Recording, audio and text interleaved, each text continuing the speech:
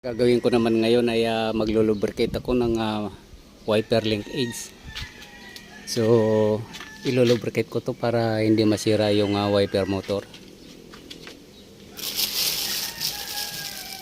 So kapag masyadong maganit na kasi yung mga wiper arm or link aids ay pwedeng masisira yung wiper motor. So katulad dito, mayroon akong wiper motor na nasira rin. Ito galing to ng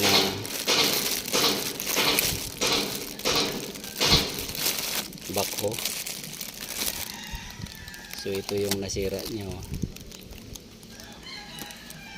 Ayan o, lumalim yung ngipin.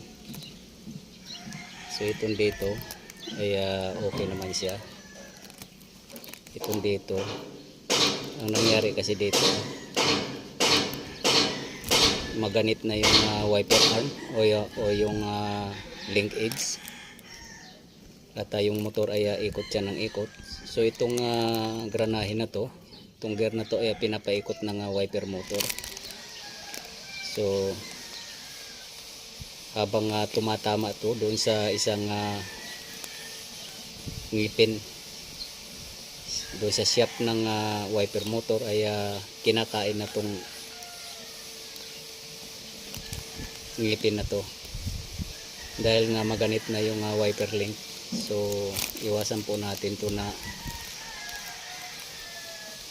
hindi mag lubricate dahil magiging ganito po ang mangyayari. So ito, so order nga ako ng buong wiper motor dahil gumagana yung motor pero hindi na siya napapagalaw yung wiper blade dahil nga dito.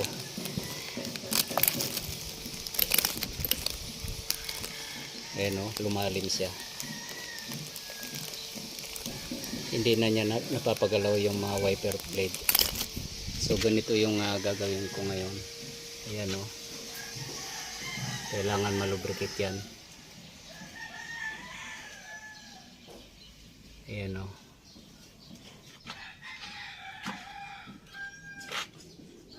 At yan, namumula siya o.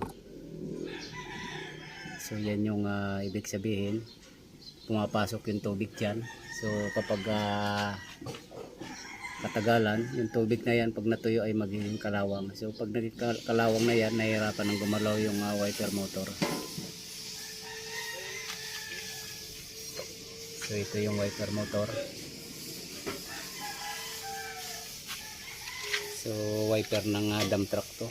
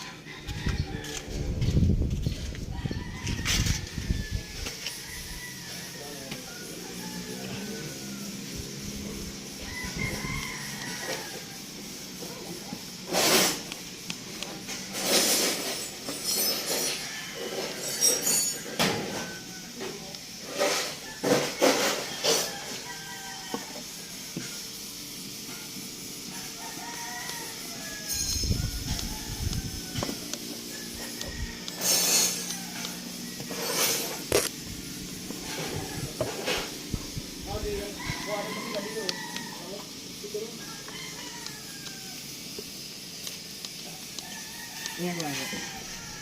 May tools. Tools dito lang. Kalang bro. Bro.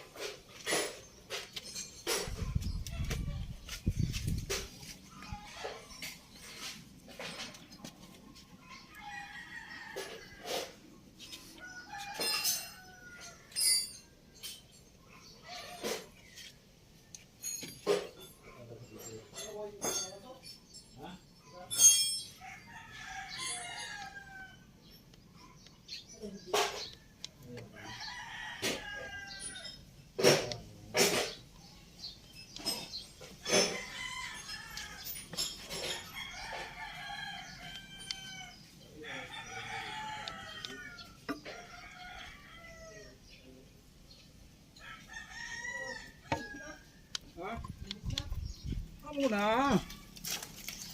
Pwede na to.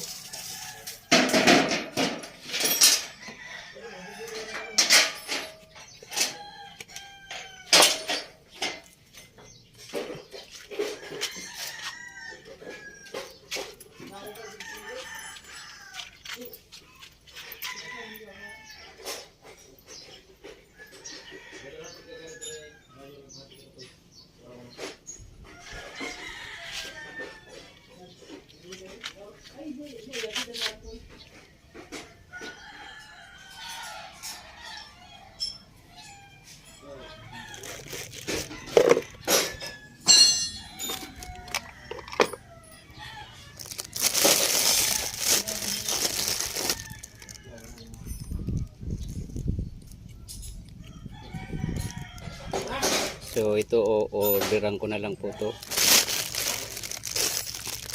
para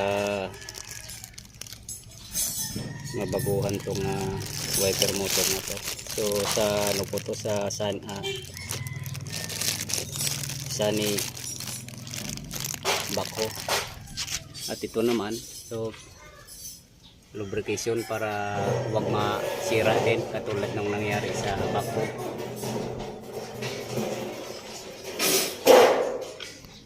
So tapos na po siya.